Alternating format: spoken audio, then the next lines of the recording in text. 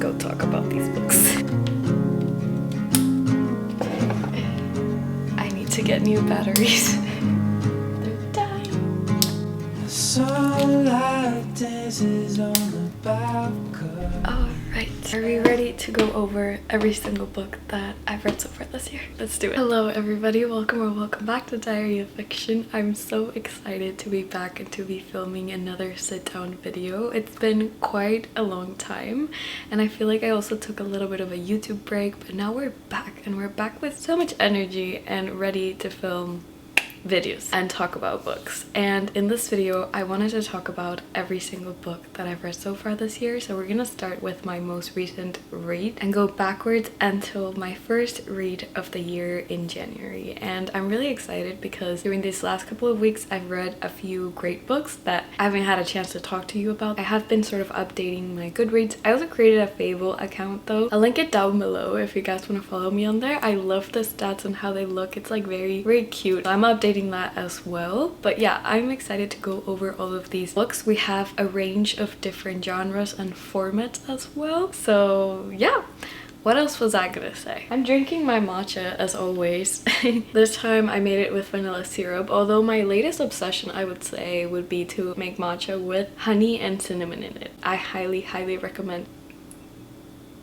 Was there anything else I was gonna say? I feel like there was and I'm forgetting. Why don't we just get started with all of my recent reads. So the last book that I read is actually pretty exciting because you all know that I've been meaning to read a thriller book for the first time and dive into that genre, and I finally did. I read Dark Matter by Blake Crouch, which is a thriller with sci-fi elements, and I think that's what made it even better for me of an experience because I actually really do love books that movies that feel like this book. In this book, we're following a physics college professor who's spending a Sunday night with his family, his wife and his son, and all of a sudden he gets abducted by a stranger and he wakes up to being in a lab. When he escapes this lab, he discovers that his life is not the same as it was before. And I'll leave you at that. I feel like with thrillers it's a little harder to tell you what the book is about because I don't want to give away too much, but I feel like if you like movies like Marvel movies or even Interstellar, which is one of my favorite movies of all time, you would really like this book because it ended up being a lot deeper than I thought it would be. Because this book actually talks more about life choices and the decisions that we make in life and how our present is a product of all those choices that we've made in the past. It really dives deep into feelings of regret and that sort of what if I would have done this, what if I would have done that. So it's very reflective, a little bit introspective in that sense, where the main character is just trying to come to sense with what matters in life and you know who he is as a product of the choices that he's made and the priorities that he's chosen in life. And I'll just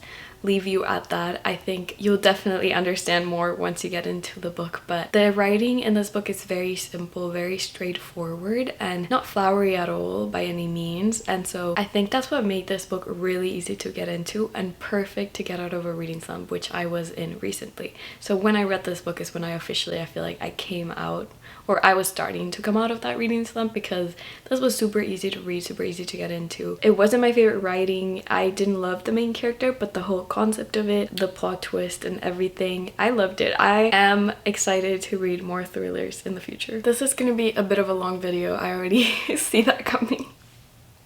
Okay, next up, I listened to the audiobook of Emily Wilde's Encyclopedia of Faeries by Heather Fawcett. I finally listened to an audiobook all the way through. I have listened to audiobooks or tried to listen to audiobooks in the past, but I felt like none of them worked with me, and so I was a little intimidated by them. But now I feel like this book has made me change, or the audiobook for this book has made me change my perspective on that, because while listening to this, I was going on walks, I was surrounded by nature. That made this experience a lot more immersive, and also like the fact that I could multitask while also reading. You know when you're doing like a certain task and you're like, oh, I wish I was reading right now? That's when audiobooks come in and it's great. But I did really miss like the act of physically reading the book. I did have it as a physical book, but the thing with this book is that it has a writing style that's a little bit hard to get into because it's very academic and sophisticated. And that's because our main character, Emily Wilde, she's a researcher and a scholar, and so in this book she's trying to write the first ever encyclopedia of fairies. She's at this village trying to learn more about the world of fairies and the fairy realm. And a lot of it is just that there's not much of a plot, and it's told through diary entries written in first person. And so obviously the way she speaks has to represent the fact that she's a researcher, and I think you can appreciate it a lot more as an audiobook. I actually ended up really liking that aspect of her. It adds a lot to her personality and the way she is.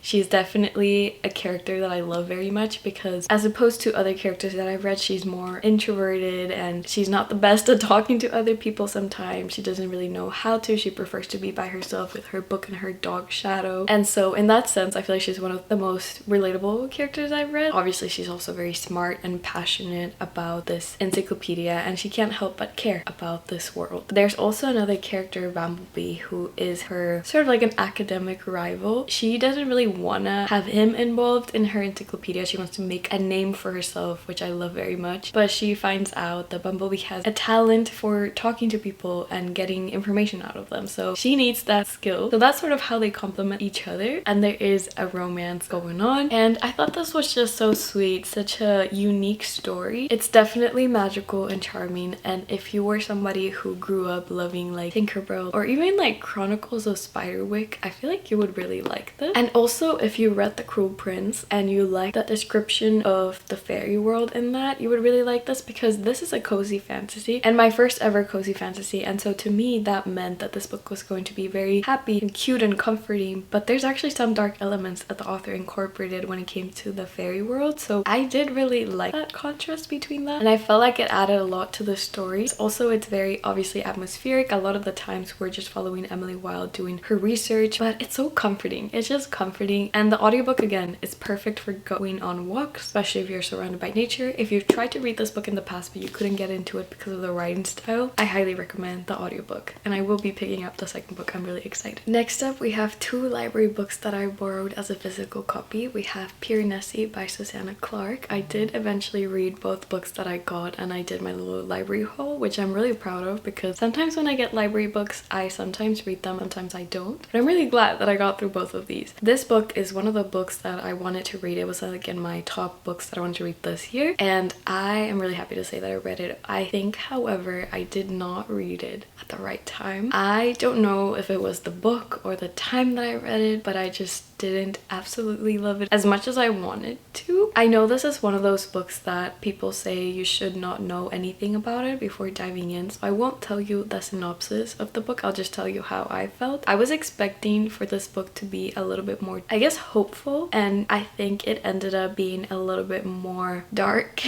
And the thing is, it's such a unique read. I've never read anything like it, and I appreciate that so much. Also, the writing style was so different and contributed a lot to how you felt about reading the book. I think at the end of the book I was just left feeling a bit strange, like I had no idea what I had just read, and maybe that was the intention of the book as well. It went in a completely different direction than what I thought it was going to go in, because I remember reading the first like 100 pages, telling my partner about it, and both of us coming up with theories of where the story was heading, what the point of the book was going to be, but both of us got it wrong. Like, it was completely different, and there's something really nice about that as well. But yeah, again, like, I don't know, when I look back at this book I'm like, wow, I can picture it vividly in my head. Again, another movie reference, but it kind of reminds me of Jumanji when I think about this book. All I'll say is that one thing that I was thinking about while reading this book is that there are a lot of descriptions of a house, and I am curious to see what each person who's read this book pictures in their mind, you know, what this house looks like in their head. I think we would all have different interpretations of what the book is trying to say, because this book could easily have pictures on it, but maybe the point of it is just to imagine it in your head. And it's very dreamlike, very creative. It's honestly a really great book. I just don't know if I read it at the wrong time or what, but looking back it's like, wow, that was incredible, and also what the heck did I just read, but also that's a great feeling to have. So anyway, those are my thoughts on Piranesi by Susanna Clarke. I think that did not make any sense, but that's just how this book feels, and that's why I think people say you should read it without knowing what it's about, because I don't think I can even explain it. Well, I could, but that would ruin the book for you. I fear we have an unpopular opinion, and I'm really sad to say that, because I had really high expectations for this book. I was really excited. I was really looking forward to it, and that is Heartless Hunter by Kristen Ciccarelli. Now, It saddens me to say that I didn't like this book. I give this book 2 out of 5 stars, and I don't know. Again, I don't know if it was the wrong time, but honestly, I don't think it was the wrong time. Keep in mind that I had also just read The Burning God by R.F. Kuang prior to reading this, okay? We are set in a world where witches used to reign until there was some sort of revolution that's vaguely explained. Now, there are witch hunters. Everyone is forbidden, basically, from being a witch or helping witches and being associated with witches, all that. So we're following 2 main characters. We're following Rune and Gideon. Rune is a witch, and she's also known as the Crimson Moth. Well, nobody knows that she's a Crimson Moth. She saves witches from witch hunters. And basically the whole plot of the book is that her grandmother was taken away by witch hunters because she was also a witch. And her last wish to Rune was that she had to find this one witch.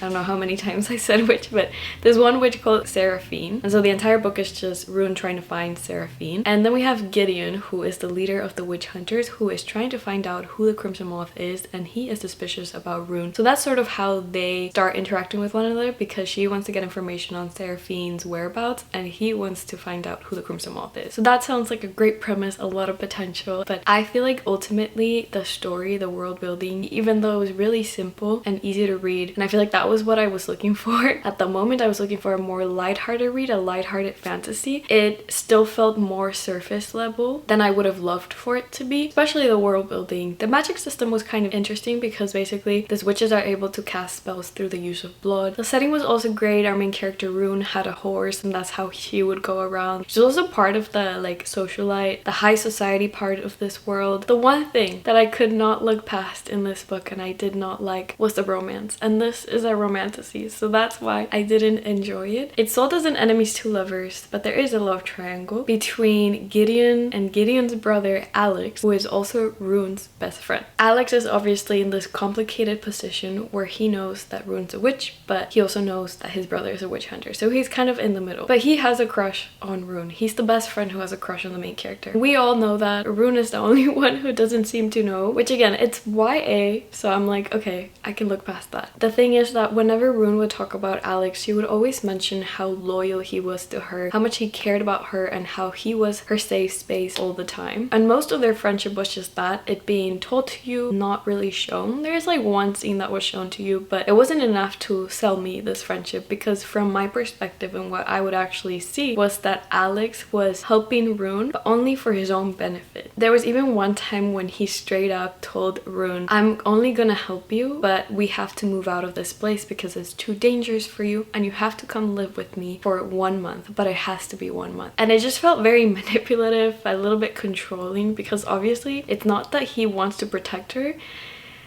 it's more so like he wants her to himself, you know? And I think if you're a younger reader, you could interpret this as like, oh, he cares so much about her, he'll do anything for her. But reading it as an adult, I'm like, no, like he just wants you for himself, and that's why he is protecting you and all that. So I don't know, like to me, he wasn't my favorite character, so I wasn't enjoying the love triangle. Gideon was okay, but he would often act against his own thoughts. Like everything he would say, he would contradict himself, and I also didn't like that. And then Rune, I wanted to love her, you know, she was the Crimson Moth and all that, but ultimately I felt like she wasn't making the smartest decisions, and towards the end of the book I just could not process what I had just read. I was just like no.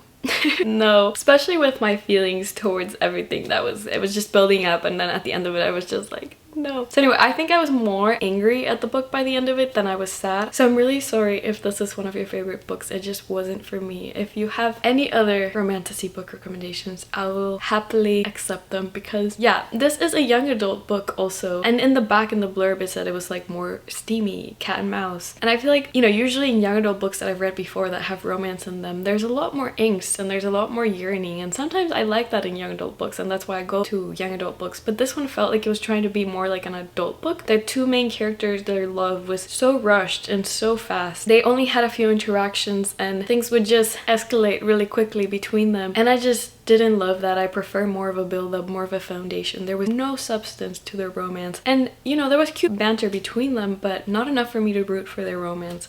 So anyway, I think this is my longest review of this video because I had a lot to say, and unfortunately this wasn't for me. It's 2 out of 5 stars. So sad. Do I still kind of want to read the second book? I don't know if I'm gonna put myself through that. We will see. On to the next book, an author that changed my standards for fantasy books forever.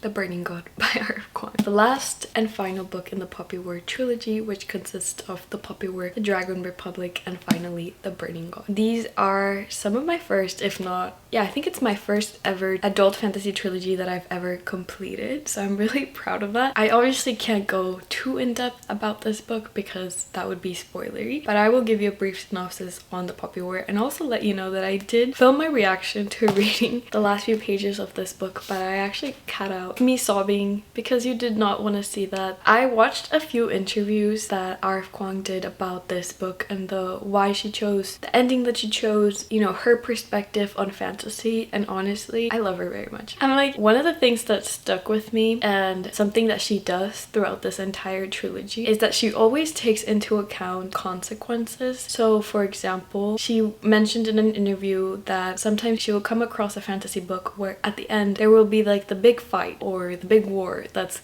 everything's leading up to that, and right after that everything just kind of goes back to normal and there are no severe consequences, no trauma that comes after that. And the thing about it is that in her book she keeps it a lot more realistic in that sense. She actually discusses the trauma and how everything affects the characters and the impact that it has on them, and that's something that I've appreciated a lot in her books because it just feels too real, and that's why it's very emotional and heartbreaking to read the series. But anyway, in the first book we are following our main character Rin, who is an orphan. She is told that her future is just going to be being sent off to marry a random man. She doesn't want that future for herself, so she actually decides to study really hard, like really hard, to get into one of the military academies by taking this one test that usually people who have a lot of resources and study for years take. She takes it and actually ends up getting the highest score, Go Queen. And so when she goes to this academy, she sort of expects to find a better place than her previous home was, but things aren't better. People don't treat her well. They actually think that she cheated and don't want to believe her, and yeah, they just treat her really poorly. And eventually she'll find out that she's actually a shaman, so she has the power to contact gods or a certain god and use their power through her. However, there are many negative consequences that come with it, like it's very painful and so on and so forth. And so she is sort of learning to manage that, and that's all I'll say. It is such a great trilogy. Eventually it obviously leads into war and Rin coming into contact with war for the first time. There's a lot of loss, there's a lot of like violence in this book. It's not an easy read. It's not an easy read whatsoever, so definitely look at the content wordings. But each of these books is also actually based on real life history. I think I've mentioned this before, but there's a really great post by Tiffany, who is also a book content creator. I'll leave it linked down below, and she goes over like the historical context behind the book, and I think that makes it even better and adds so many layers to this entire trilogy. And you can tell that R.F. Kuang knows a lot about history and has done a lot of research. I think a lot of it was new information for me, and I was kind of learning and trying to see the comparison and the parallelism with like real history. I feel like in recent years this is one of those series where I felt the most emotionally attached to characters. Yeah, so that's the Poppy War trilogy by R.F. Kuang. Moving on to the little romance section that we're gonna do in this video, which I'm really excited because I've mentioned before that I'm not a romance reader. Contemporary romance is not the genre that I typically gravitate towards, so I'm actually pretty surprised about these, but I love now this author and I'm really happy that I decided to read one of her books, and that is none other than Avi Jimenez. So we're gonna talk about each one of these. First, let's start with yours truly. Oh wait, no. I guess if we do it in chronological order, it would be Just for the Summer. But maybe I should just do just... Let me just do yours truly because it was the first one that I read by her. Okay, this is also one of my most recent 5-star reads. This is definitely probably gonna make it to my top reads of the year.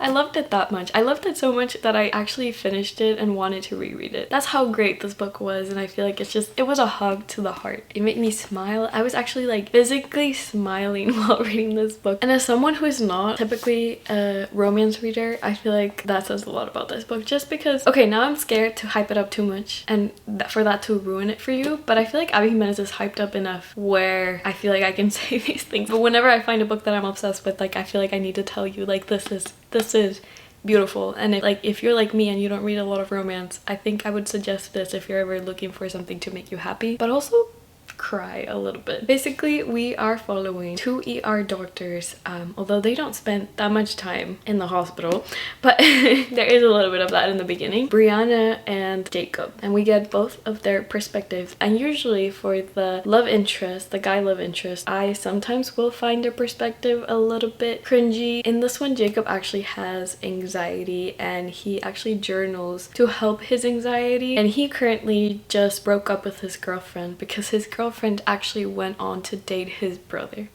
So he's sort of dealing with that. More so his family is worried for him. They're just really worried about him and how he's feeling. So it gets to the point where Jacob is kind of like, I don't want them to keep calling me every single day. So I'm gonna tell them that I actually already have a girlfriend. Obviously he doesn't. So do we know where this is leading up to? Yes, fake dating. And then we have Brianna. Brianna is currently dealing with the fact that her brother is in need of a kidney transplant, and she's dealing with a lot of the emotional weight of that. And when they meet, they actually don't like each other, or more so Brianna does not like Jacob because she was about to get promoted when her boss tells her that no, now the position is gonna be between them two because Jacob is like a recognized ER doctor. So she doesn't like Jacob, but Jacob doesn't know. He's like very much like naive to this. He has made a terrible first impression to everybody because of his social anxiety, and they start communicating through letters, and so that's sort of how they start talking to each other, and then the romance builds up from there. Now I want to say there is a little bit of like, I guess like a little bit of drama, a lot of stuff going on towards the end of this book, including a bit of miscommunication, but don't let that put you off, because I feel like by the time you get to that point, you don't really care about that because you care so much about these characters. You just want them to get together. You just want to get past that part, and you can look past it, if you know what I mean. So this is still a 5-star read for me. It's a great romance read to read during that time of the month, if you know what I mean.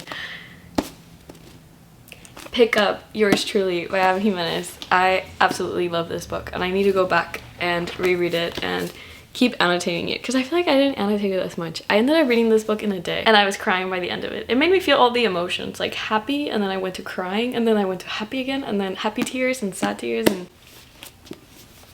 I love this book and I'm so happy I found a new favorite romance. The only other romance that I feel like I've loved before, I used to really like Love in Other Words by Christina Lauren, but now I look at it differently. I don't know if I would love it as much. I also, what other one? 7 Days in June is a pretty great romance as well. Oh, and I forgot to say, she usually talks about like a lot about mental health and trauma in her books and healing, which I really appreciate. So with that, I'll introduce you all to Just for the Summer by Abby Jimenez. So immediately after I finished Yours Truly, I was like, no, I need more from this author. Like at that point, I feel like I just needed very lighthearted read. This one, I feel like you need to look past the cover because the cover gives off cute fluffy summer vibes.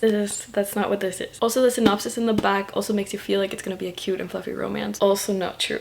Basically, again, in this book we're also following two perspectives, and what I love, this is actually an interconnected trilogy. Yours Truly is the second book, this is the third book. I still have not read the first book, which is Part of Your World, but it's set in the same place. So I love that very much because sometimes you see cameos from the characters from other books. In this one we're following, I think it was Emma and Justin, and Justin wrote this Reddit post where he talks about the fact that he has this curse where whenever he dates somebody and they break up, they go on to marry the love of their lives. This post goes viral to the point where Emma, who's actually in another state, sees it, and turns out that she's had the exact same experience. And so her best friend tells her to text Jacob, and so that's how they start talking. Eventually she's gonna go to where Justin is at in Minnesota, where all these books take place, and that's how they're gonna meet. And they make this deal where they're gonna try to date and go on a couple dates so that they can break up to cancel out the curse, and they each can go and marry the love of their lives.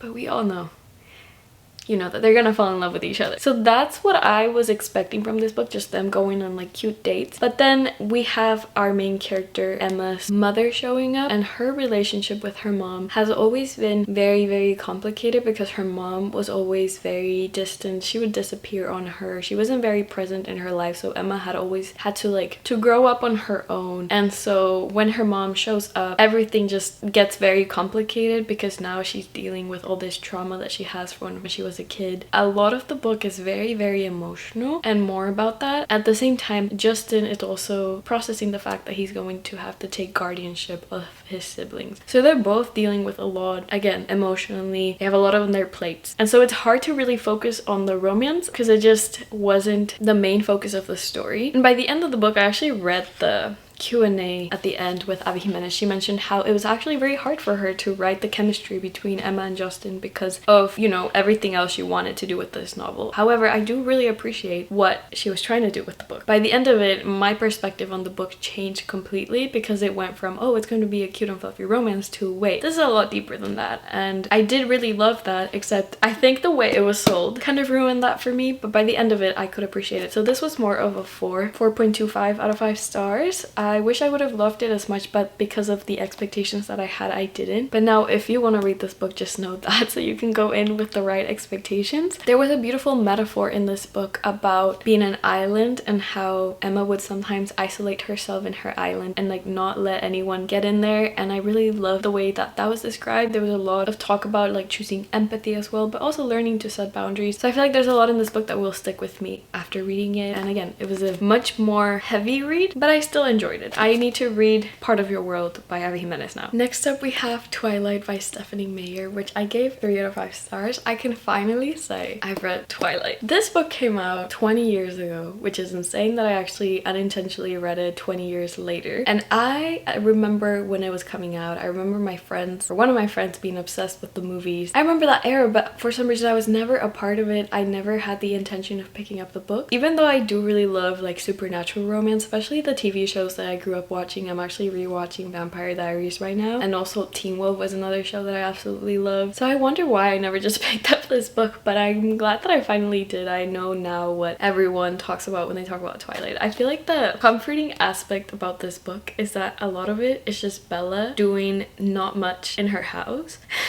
It kind of brings you back to a time in your life when you didn't have that many responsibilities. You could just do nothing, and nowadays I feel like I can't just do nothing. Like, especially in your 20s, you're always like feeling like you need to be doing something. Something was very refreshing about just following Bella in this town at home, eating dinner, reading her book. I was like, I want to live as calm and chill as Bella. In this book, if you don't know what Twilight is about, we are following Bella Swan, who just moved into this new town where her dad lives. She's the new girl in town, which honestly is a trope that I actually really enjoyed, especially in movies when I was younger, but I don't think I've ever read books with that like trope of like new girl in school. Anyway, she's a new girl, and when she's at her biology lab, I believe it was, the guy sitting next to her, her lab partner, is just very quiet and very, very strange. Doesn't really talk much to her. He just keeps staring at her, which is so funny. It's so funny because the way it's described in the book is exactly as it happened in the movie, which I have seen the first movie. They have one interaction and then all of a sudden he disappears and never comes back. She is worried about this guy because she thinks that she did something to him. I don't know. Oh, and then she also sees him at the cafeteria with the rest of his family and they all look so strange to her. Turns out that Edward, the guy sitting next to her, is a vampire, and it's a romance. So a lot of it was just them going on honestly like cute dates. I really did like them. I was rooting for them, but I do think the romance happened kind of quickly. It was very insta-lovey, but at the same time it was still like, okay. Yeah, it was a good time. It was a good time, and that's all I can say about Twilight. It was just a good time, and I'm glad that I read it, and I do want to read the rest of the books. Next up we have A Man Called Ove by Fredrik Backman, which is the first book by Fredrik Backman that I've read. And Fredrik Backman is having his moment right now on BookTube. I feel like he's a very, very popular author right now, especially with Beartown. I feel like that's the book that I see around the most. But with this one, I've had it for a little bit. My husband was the one who bought it because I think I recommended it to him. I thought that this was a book that he was gonna enjoy even though I hadn't read it, but it's more of an emotional and sad but hopeful story. Basically, we're following Ove, who is almost certainly the grumpiest man you'll ever meet. He walks around the neighborhood, makes sure that everyone is following the rules. He's like very strict to his routine. He talks about today's generation, how much things have changed. We also get flashbacks to his own life and everything that he went through. It definitely goes deep into loss and grief, so just know that if you're looking to read this book. And we just go back and forth with those flashbacks. And in the present, there's new neighbors that have moved into the neighborhood. They are for some reason trying to get him to open open up. They're a family and the mom doesn't have a car, so she usually looks for Uva for help, and Uva is usually like,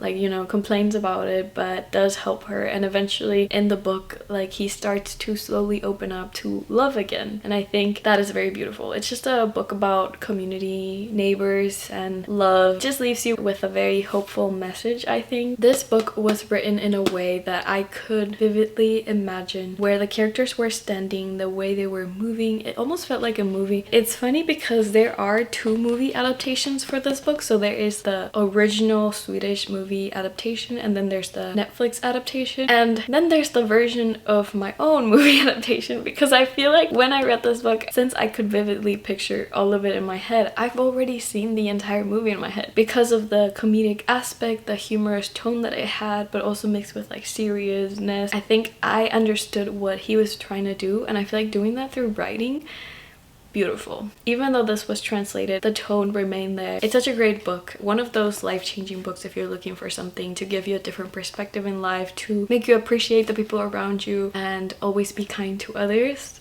I feel like reading does really make you more of an empathetic person, and this is one of those books that will do that. Like, it really does emphasize that we never know what people are going through. Sometimes there's not enough time to process. We're simply humans, and sometimes we carry a lot, and yeah, it just opens your eyes to new perspectives, and I love that about this book. Moving on to a very, very popular book, and that is Magnolia Parks by Jessa Hastings. This is the first book in the Magnolia Parks universe that I had heard amazing things about, and at the time when I got this book, I had just recently finished watching or rewatching Gossip Girl with my husband, and both of us loved it. We had such a great time watching that show, and I felt like after the series was over, I had a void to fill. Like, I needed something that felt like Gossip Girl, and this was literally described as Gossip Girl set in London. I think I went with a very open mind because I knew that this was handling a toxic relationship, so I was a little skeptical going into it. I ended up enjoying it much more than I thought I would. Basically, we're following Magnolia Parks and BJ Valentine.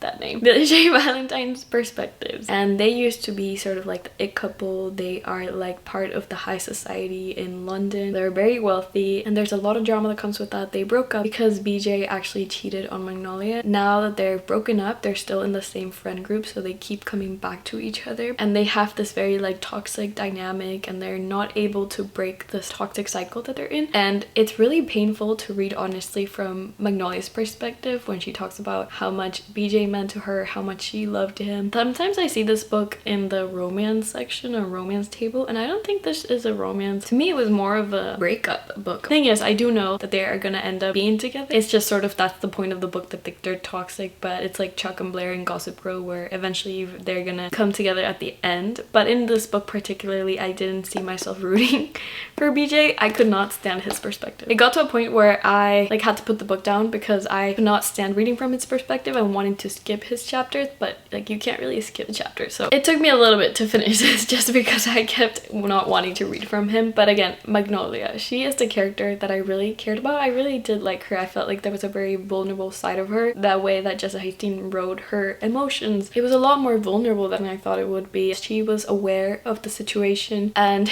even at some point she literally told BJ like, you need to get therapy. Yeah, even though I wasn't rooting for the romance, I think Magnolia herself as a character, she is the one that I want for her to find happiness, and I would probably continue to read this book just because I want to see her get to that point. I know the series gets a little darker and maybe more emotional, and I've said emotional like 10,000 times in this video. I need another word. To be honest, I've never been more frustrated with a book. I think at the end of the day, it's the way that the emotions were written that made me care about the characters. It's more of a character-driven story with lots of drama that I didn't see coming as well, so yeah, that's Magnolia Parks. Finally, the first book that I read this year was Vengeful by V.E. Schwab. This is the continuation to Vicious by V.E. Schwab, which I read last fall. I miss the fall season sometimes. I feel like the fall and me, they're like this. My reading taste perfectly, I think, sometimes matches the fall, and like after coming out of the fall, I was like, what the heck do I read? You know how this one I've mentioned it's more of a dark academia, and I will tell you what it is about if you haven't seen my other videos. This one ended up feeling more of a sci-fi fantasy book, so let me explain without giving away anything because I don't want to spoil it for you. Basically, in Vicious, we're following 2 college roommates, Eli and Victor. They are assigned in this research project, Eli chooses to do it on EOs, who are extraordinary people with supernatural abilities, and he wants to get to know how they do this and experiment on himself as well. And there's this like rivalry between them that makes Victor also want to do the same. And then we follow also 10 years later after their time in college and where they are now, and we just go back and forth between the timelines. It's such a fast-paced read because the chapters are pretty short and they always end in a cliffhanger. I feel like the show is really great at leaving you like every time you finish a chapter. The only thing that Vicious was missing for me, I would say, is that emotional connection with the characters. They are morally great characters, but I felt like I was needing a little bit more background to actually care for them. You know how like in Six of Crows by Leigh Bardugo, I won't spoil it if you haven't read it, but they are morally great characters, but we get so much background to them that you end up really caring about them, and I think that's what I was missing in Vicious. Now in this book, we're following obviously the events following Vicious. We're also following new characters. Now the thing is, because I wasn't as emotionally attached to characters from the first book, I felt like I wasn't ready to start caring for other characters, if that makes sense. I get what Bishop was trying to do. She was really trying to expand this world and this concept of EOs, apply it more to the real world, see it in a different context. However, it didn't fully work for me. And I know there's a lot of debate. Oh my gosh, it started raining. There's a lot of debate on this book of like people saying like, oh, Vicious can be read as a standalone, or Vicious didn't need a sequel. Actually, I think she is writing the third book, so it's going to be a series, not just a duology. In my opinion, Vicious could definitely be read just as a standalone book. It wraps up. It's fine. If you want to continue on with that world and you want to see more of the concept of EOs, if you've seen, again, now I'm making TV show references. If you've seen the show Heroes, or for example, just any superhero TV show, and you've loved those shows, I feel like you would really like this. But this was a 3.75 out of 5 stars. For the other books, I feel like I didn't say the ratings, but I will include them in the screen. And it was enjoyable. I just feel like it wasn't my favorite. Those are all the books that I've read so far this year. Thank you so much for watching all the way to the end. If you did, thank you so much for being here. I truly appreciate you, and I will see you in the next video. Bye!